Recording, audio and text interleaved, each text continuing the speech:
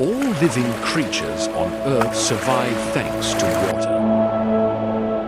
This water constantly cycles and affects our lives.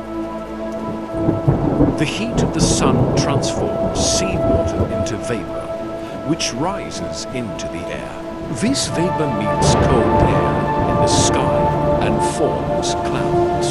The vapor in the clouds becomes heavy, turns into raindrops, and falls back to earth. Rainwater flows along the surface or seeps into the ground, becoming groundwater. Plants absorb water through their roots and release it as vapor through their leaves.